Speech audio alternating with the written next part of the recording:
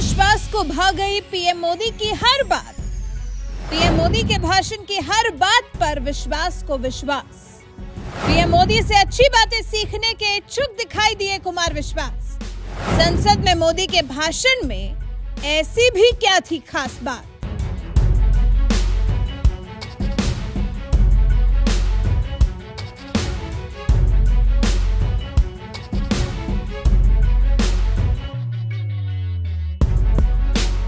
प्रधानमंत्री नरेंद्र मोदी के संसद में दिए भाषण की खूब चर्चा हो रही है।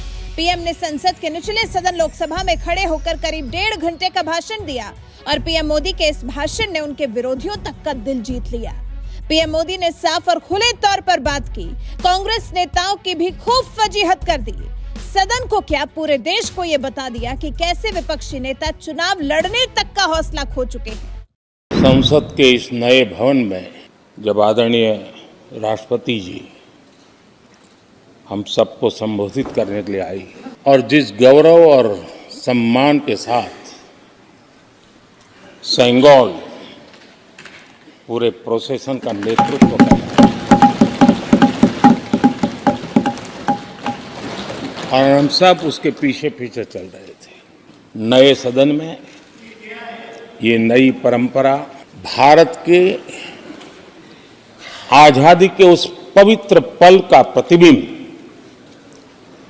जब साक्षी बनता है तो लोकतंत्र की गरिमा कई गुना ऊपर चली जाती है। हर बार की तरह आप सब साथियों ने देश को बहुत निराश किया क्योंकि आपकी सोच की मर्यादा देश समझ पा रहा है। उसको बार बार दर्द होता कि ये दशा है इनकी सोचने की मर्यादा इतनी है। आदरणीय अध्यक्ष जी, नेता तो बदल गए लेकिन टेप रिकॉर्डर वही बज रही है, वही बातें, कोई नई बात आती नहीं और पुरानी ढपली और पुराना राग वही चलता रहता है आपका। चुनाव का वर्ष था, थोड़ी मेहनत करते, कुछ नया निकाल करके लाते, जनता को जरा संदेश दे पाते, उसमें भी फेल गए आप। चलिए ये भी मैं सिखाता हूं। इसी तरह से पीएम मोदी ने सदन में खड़े होकर और भी बातें कही, कांग्रेस के बिहेवियर पर भी तीखा कटाक्ष किया। अब हालत देखिए, हमारे खरगे जी इस सदन से उस सदन शिफ्ट हो गए और गुलाम नबी जी तो पार्टी से ही शिफ्ट कर गए। ये सब परिवारवाद के भेंट चढ़ गए। एक ही प्रोडक्ट बार बार लॉन्च करने के चक्कर में कांग्रेस की दुकान ताला लगने की नौबत आ गई है। और ये दुकान हम नहीं कह रहे, आप लोग कह रहे हैं। आप लोग कहते हैं दुकान खोलिए। G20 समिट के अंदर सारे देश ने देखा है कि पूरा विश्व भारत के लिए क्या सोचता है, क्या कहता है, क्या आशा करता है।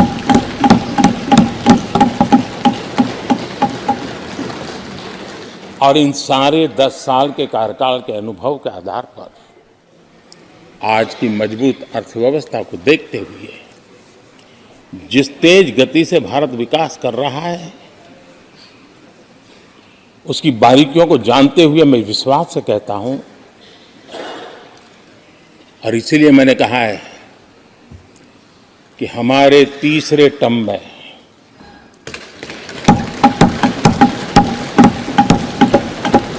भारत दुनिया की तीसरी बड़ी आर्थिक ताकत बनेगा। कांग्रेस ने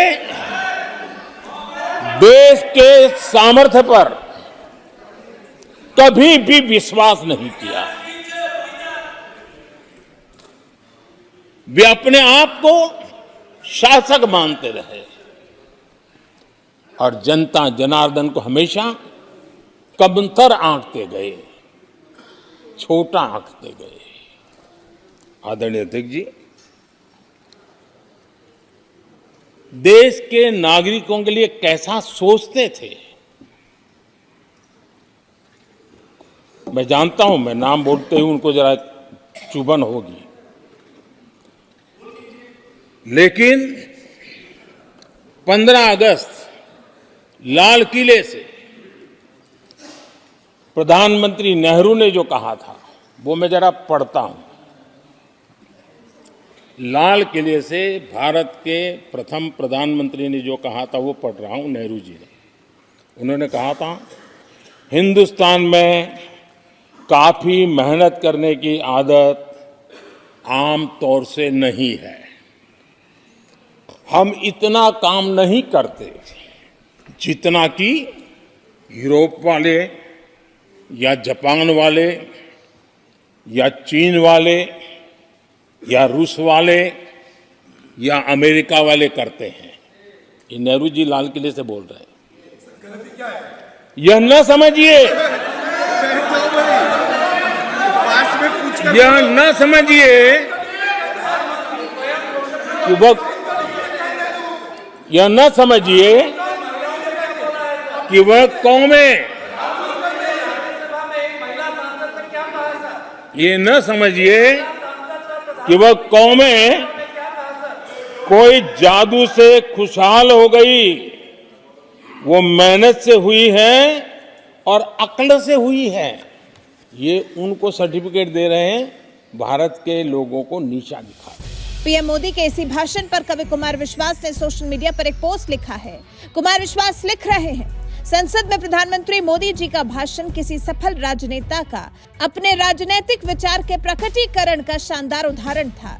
गुजराती भाषी होकर भी संसद से लेकर देश भर की सभाओं तक सरल सहज हिंदी में वो जिस प्रकार अपनी वैचारिकी की स्पष्ट रेखा खींचकर दोनों पक्षों को सम्मिलित कर लेते हैं, वो राजनीति में काम कर रहे सभी लोगों के लिए सीखने लायक है। डॉक्टर कुमार विश्वास के इसी ट्वीट को कांग्रेस के वरिष्ठ नेता आचार्य प्रमोद कृष्णम ने रिट्वीट किया। लिखा, महान कृतित्व, विराट व्यक्तित्व। अब आचार्य प्रमोद कृष्णम ने भी जब कुमार विश्वास के पोस्ट से सहमति जता दी तो अब कयास कुछ ऐसे लगाए जाने लगे हैं जैसे ये दोनों ही नेता बीजेपी में जाने वाले हैं। हालांकि पुख्ता तौर पर अभी कुछ कहा नहीं गया है, बस अंदाजा ही लगाया जा रहा है जैसे राज्यसभा के लिए इन दोनों नेताओं के लिए बीजेपी के द्वार खुलने वाले हैं। अब इस कयास में कितनी सच्चाई है ये तो नहीं पता, लेकिन हाँ, लोग इस कयास पर यकीन करना चाहते हैं, इसे असलियत में बदलते हुए देखना चाहते हैं। शिवम कुमार नाम के यूजर ने लिखा, इस महान व्यक्तित्व के साथ आप जुड़ क्यों नहीं जाते महाराज? कांग्रेस को छोड़कर गंगा नहाइए और कांग्रेस को मुक्त करिए महाराज। एक और यूजर ने लिखा, निश्चित रूप से अपने उद्देश्यों को लेकर इतना स्पष्ट व्यक्तित्व भारत के इतिहास में किसी का भी नहीं होगा। अतुल स्वामी नाम के यूजर ने लिखा, डाक साहब आचार्य प्रमोद के बाद अब आप ही रह गए हैं। कविवर, आपको इस तरफ देखने का अनुभव भी बहुत शानदार होगा। तो कुछ इस तरह से सोशल मीडिया यूजर्स ने इन दोनों के ही बीजेपी में चले जाने की इच्छा व्यक्त की। अब अंत में क्या होगा, इन दोनों में से कौन बीजेपी में जाएगा, कौन नहीं जाएगा या कोई भी नहीं जाएगा, ये तो आने वाला वक्त ही बता पाएगा। वैसे आप नरेंद्र मोदी के भाषण से प्रभावित इन दोनों लोगों के बारे में, डॉक्टर कवि कुमार विश्वास और आचार्य प्रमोद कृष्णम के बारे में क्या कहना चाहते हैं, कमेंट कर हमें जरूर बताएं। साथ ही हमारे चैनल को सब्सक्राइब कर बेल आइकन दबाना बिल्कुल न भूलें।